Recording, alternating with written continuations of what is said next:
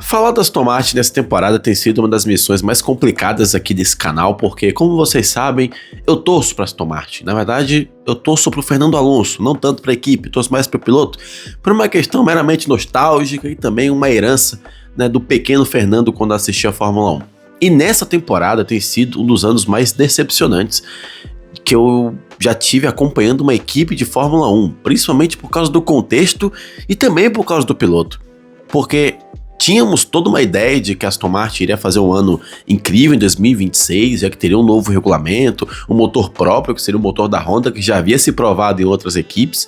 Teremos um Alonso um pouquinho mais renovado, teremos o Adrian Newey na equipe, teremos todo um projeto com cara de projeto vencedor. Teria o Lawrence Stroll endinheirando essa equipe, mas a coisa, assim, galera, tudo que tinha pra dar errado no primeiro semestre, conseguiu dar errado.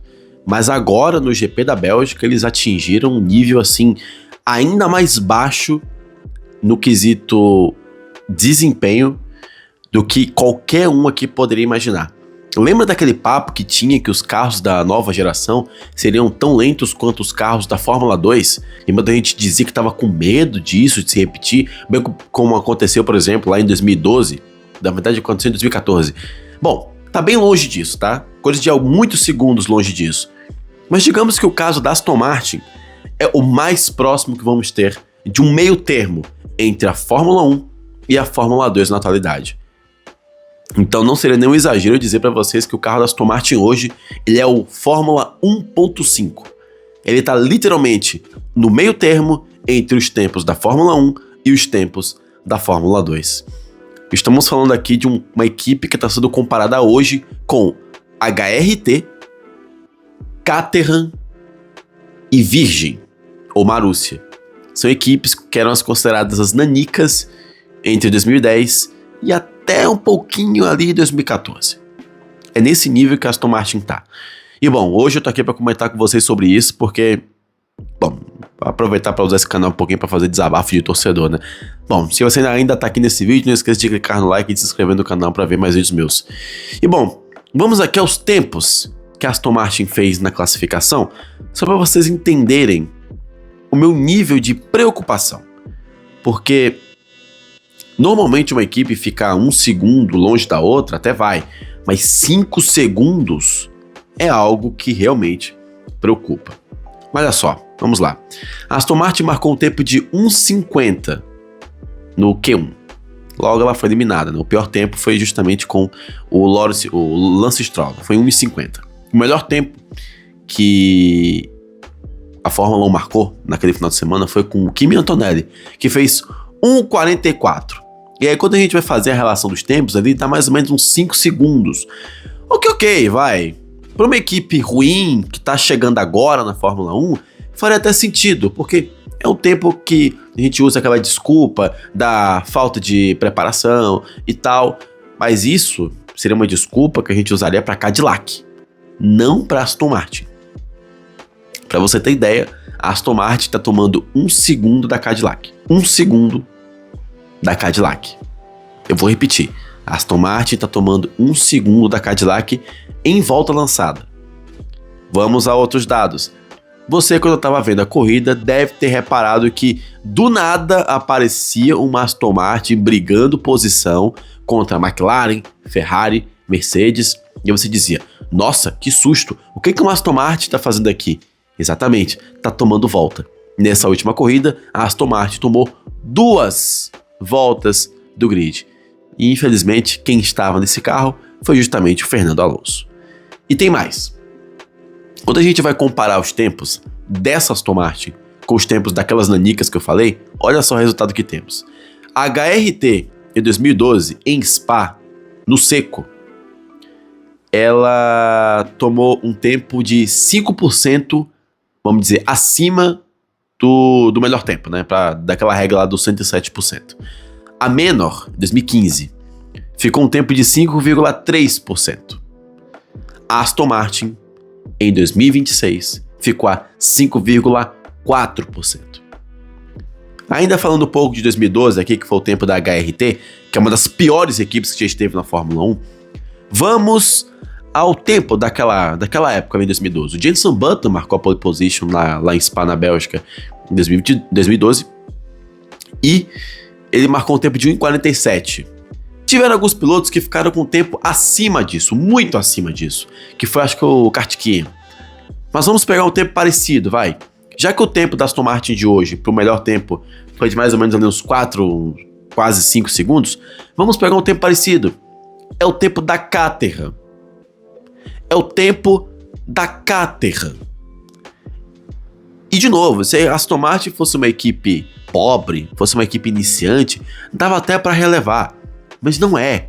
A Aston Martin é uma equipe rica. É uma equipe que contratou o Adrian Newey. É uma equipe que tá pagando peso de ouro pros caras deixarem outras equipes e irem para lá.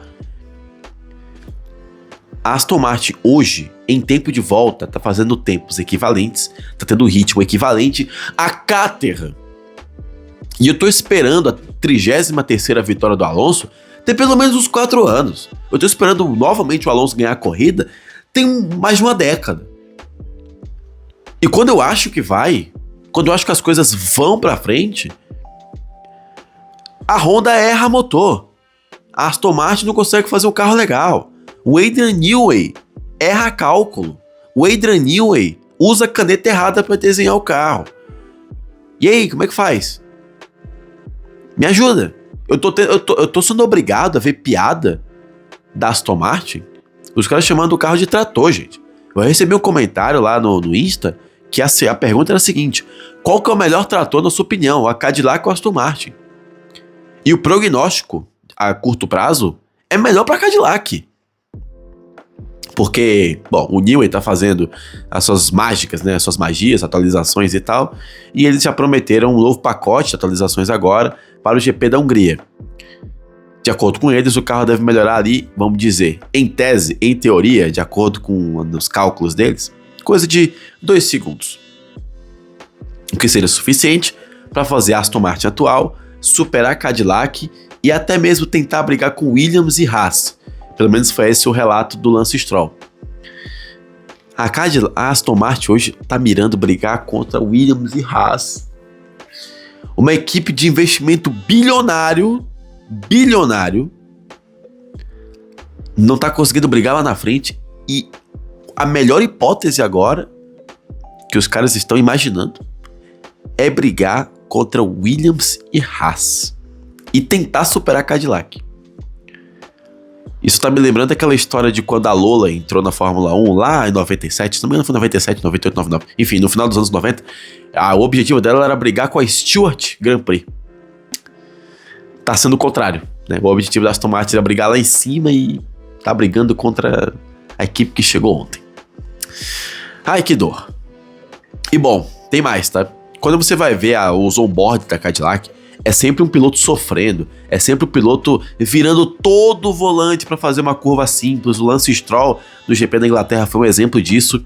E também teve uma cena muito interessante que eu notei agora no GP da Bélgica, que foi a seguinte: o Alonso, logo depois de agradecer a tudo que era possível, de ter cruzado a linha de chegada com o carro inteiro, ele começou a fazer um monte de burnout lá. A minha sensação que deu foi, ele estava se despedindo daquele carro. Então fica aí para vocês, né, terem as suas ideias sobre. E tem mais, tá? Se as atualizações não derem certo na Hungria, e se a atualização de motor pro GP de Zandvoort não der certo, existe uma chance real da Aston Martin ficar com o tempo dela acima dos 107% em Monza. Então essas atualizações que estão para levar para a Aston Martin agora não é uma atualização de desempenho, é uma atualização emergencial. Ela está tomando 5% na Bélgica. Em Monza, que é quase um oval, depende de aceleração contínua, inclusive o novo regulamento em Monza vai ser uma resenha, já tô até vendo. Imagina se nada que a Aston Martin está fazendo der certo, eles chegam em Monza, ultrapassam o limite de 107%, a gente vai ser obrigado a ver isso, eu vou ser obrigado a aguentar isso calado, e a FIA vai ter que abrir uma permissão especial para deixar essa equipe entrar na pista, mesmo rompendo o limite de 107%.